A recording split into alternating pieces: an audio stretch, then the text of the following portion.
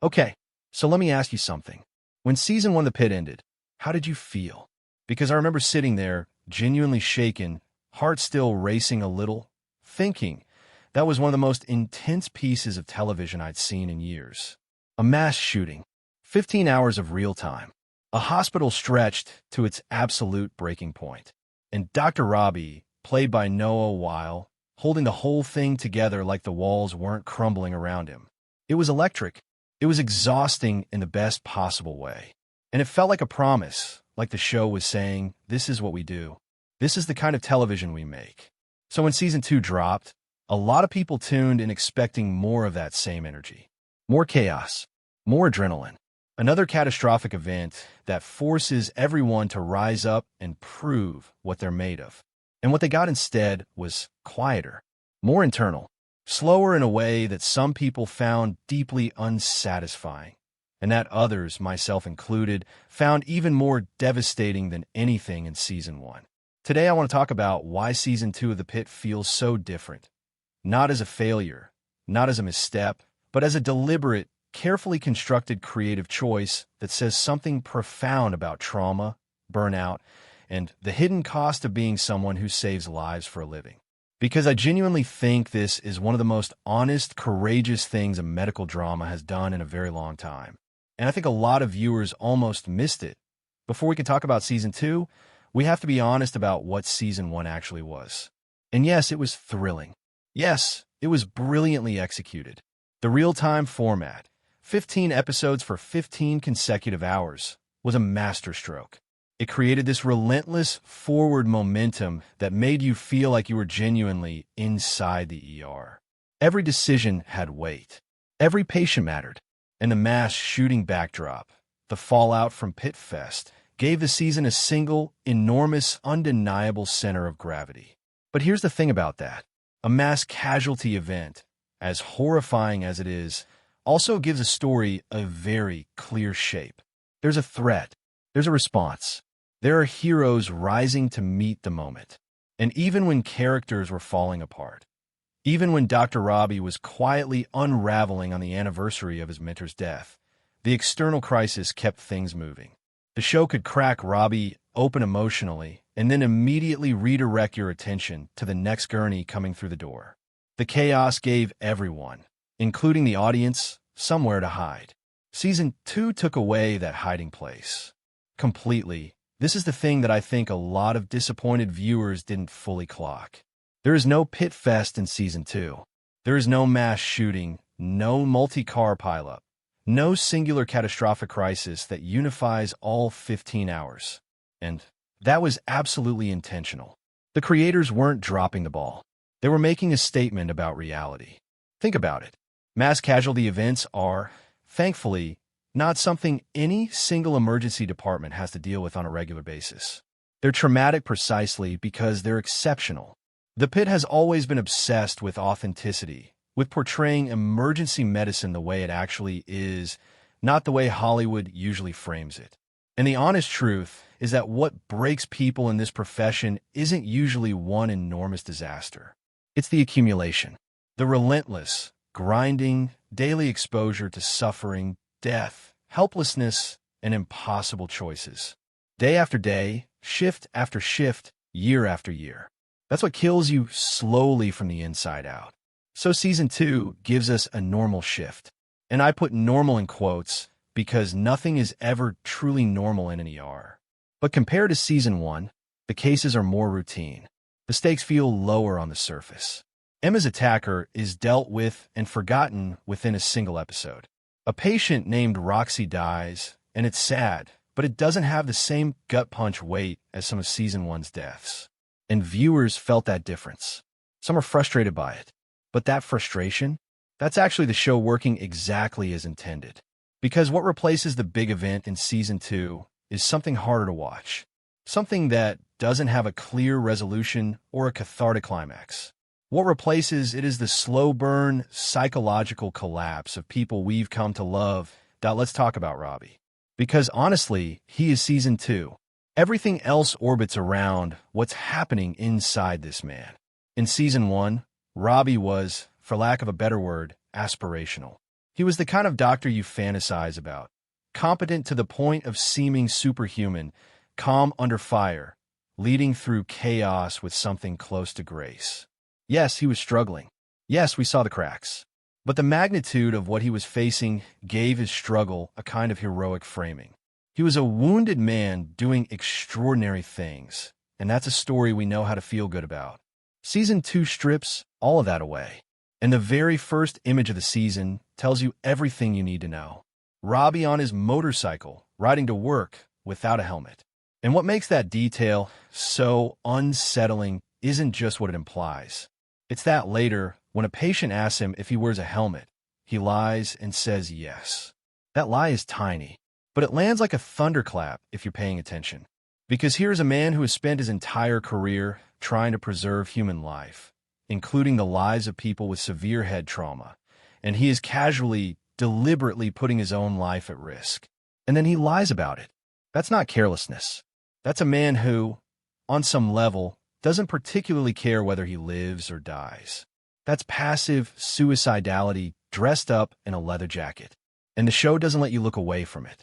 The entire season is structured around watching Robbie deteriorate in slow motion.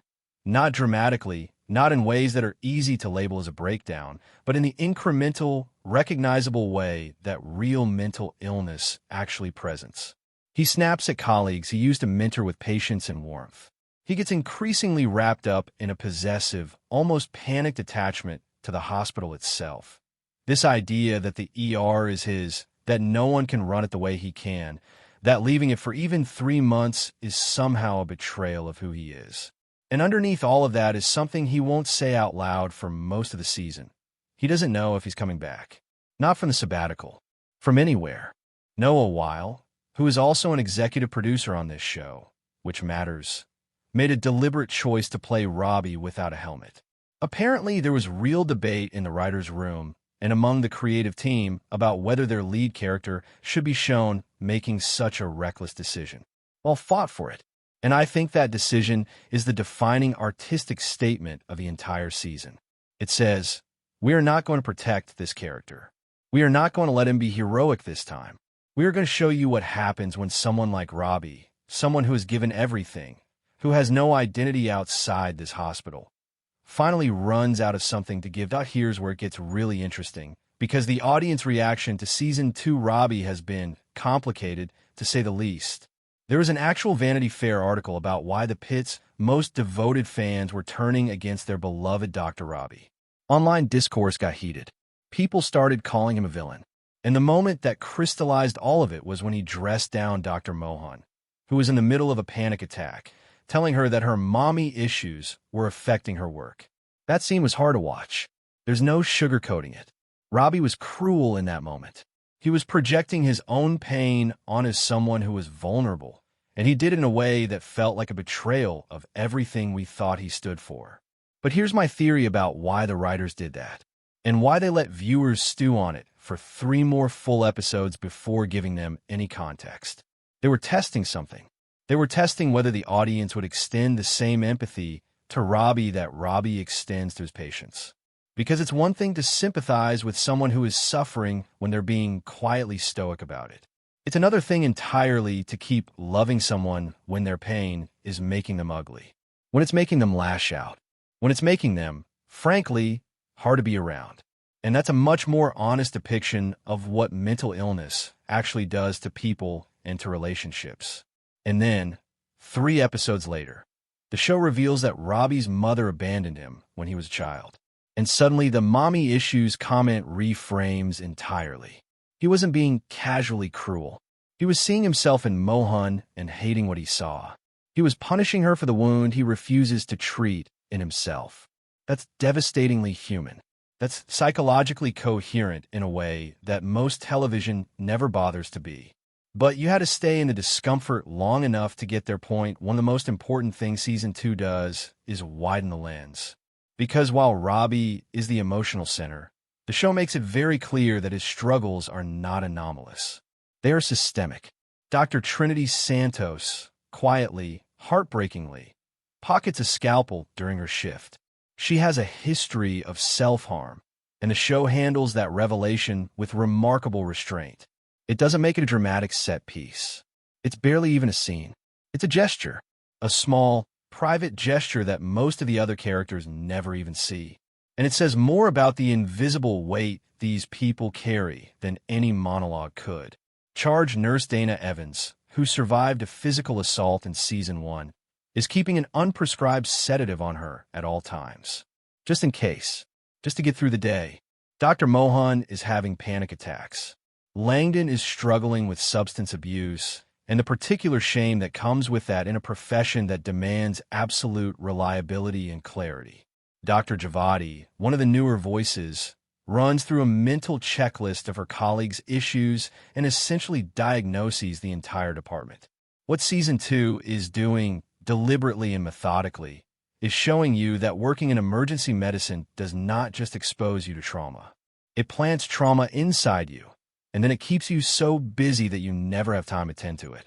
And eventually, inevitably, it grows into something you can't ignore anymore. This is probably the most important context for understanding why Season 2 feels the way it does. The Pitt has always been almost defiantly anti-Hollywood in its approach to medical drama. It's the anti-Grey's Anatomy in almost every conceivable way. No sweeping musical score manipulating your emotions. No will-the-won't-they distractions. No convenient dramatic monologues that wrap everything up in a neat, emotional bow. And Season 2 doubles down on that philosophy. The show is essentially making an argument that the most realistic thing a second season of this show could do is not give you another mass casualty event. Because that's not how the world works. That's not how burnout works. That's not how PTSD works. PTSD doesn't wait for a second big crisis to manifest. It lives in the spaces between crises. It lives in the ordinary Tuesday afternoon when everything seems fine on the surface and you're still not okay. It lives in the small moments. The helmet you don't put on, the lie you tell a patient about it, the sabbatical you're planning that everyone around you quietly suspects might be a one-way trip. The show is asking its audience to sit with an uncomfortable truth, that the absence of spectacle is itself a kind of horror. And that discomfort is a feature, not a bug. Let's talk about how it ends. Because the Season 2 finale is, in many ways, the most daring thing the show has done. There is no dramatic climax. There is no Robbie being physically pulled back from a ledge, no explosive confrontation, no tearful breakthrough that resolves 15 hours of accumulated dread. What we get instead is quiet. Robbie has a conversation with his friend Abbott, who, in this season, has quietly become one of the most important emotional anchors on the show, and he finally says the thing out loud. The most important things I've ever done in my life have been in this hospital. Nothing will ever matter more than what I've done in this hospital. But it is killing me. That's the whole season in 2 sentences. That's the whole tragedy. He knows what he is. He knows what this place means to him. He also knows it's destroying him. And he doesn't know how to reconcile those two things. So he's been doing what a lot of people do. Just keeping going until he can't. And then the finale ends with Robbie alone in a room with baby Jane Doe, an infant who was abandoned in the ER at the very start of the season, a thread that ran quietly through every episode. And he talks to her. He whispers to her that everything is going to be okay, that she has so many wonderful things to see ahead of her, so many people to love. And then he says it again, a little slower, a little more like he needs to hear it himself. You don't need a psychology degree to understand what's happening in that scene. He's not just comforting a baby. He is, maybe for the first time all season, giving himself permission to believe that the future might be worth showing up for. It's not a cure. It's not a resolution. Robbie is still depressed. He's still passively suicidal. He still hasn't committed to coming back. But something in him reaches, for just a moment, toward the possibility that life might still contain things worth living for. And the fact that the show ends there, on something so small, so quiet, so utterly undramatic, is both its greatest risk and its most profound statement. I want to zoom out for a second because I think The Pitt Season 2 is doing something that goes beyond just being a great television drama. It's functioning as a kind of portrait and maybe a mirror for something that a lot of people are grappling with right now. Burnout is everywhere. Healthcare workers, teachers, first responders, parents. There are entire industries full of people who are doing extraordinarily important, emotionally demanding work, and who have been doing it for so long that they've run out of the internal resources to keep it from consuming them. And the cultural narrative around these people is still largely one of heroism. We celebrate their dedication. We call them essential. We make television shows about how brilliant and brave they are. And all of that is true. But there's a shadow side to the hero story that we almost never tell, which is that heroism, sustained over years and decades without adequate support, without real rest, without space to grieve or heal, or just be a regular person, eventually costs you everything. Robbie is the extreme end of that spectrum, but he's not an outlier. He's a representative. And by choosing to make Season 2 about that slow interior collapse, rather than another spectacular external crisis, the show is saying something genuinely important about how we talk about mental health, about the cost of care work, and about what we owe the people who spend their lives taking care of the rest of us. So here's where I land on all of this. Season 2 of The Pitt is not an easier watch than Season 1. In some ways, it's a harder one, because the horror is quieter and more recognizable. Because it lives in a man's eyes when he thinks nobody is looking, in a nurse's hand closing around a bottle she shouldn't have, in a doctor reaching in her pocket for something cold and sharp just to feel like she has control over something. But it's also a braver piece of television, because it chose honesty over spectacle. It chose psychological truth over narrative convenience. It trusted its audience to stay with characters who were becoming harder to love, and it trusted that if you did stay with them, you'd arrive at something real. The absence of a mass casualty event in Season 2 is the point. The quieter stakes are the point. Robbie whispering to a baby in the dark is the point. Because real recovery, real mental health, real healing doesn't look like a dramatic climax. It looks like a single moment of reaching towards something worth holding on to. And if Season 3 picks up that thread, if it shows us Robbie actually fighting for himself the way he's always fought for his patients, I think we're going to be watching something genuinely extraordinary unfold. That's what I think, anyway. I'd love to know where you're at on this. Did Season 2 land for you the way it did for me? Or were you one of the people who wanted more of that Season 1 intensity? Drop in the comments. I read everything. And if you're new here and this kind of deep dive analysis is your thing, subscribe, because this is exactly what we do. I'll see you in the next one.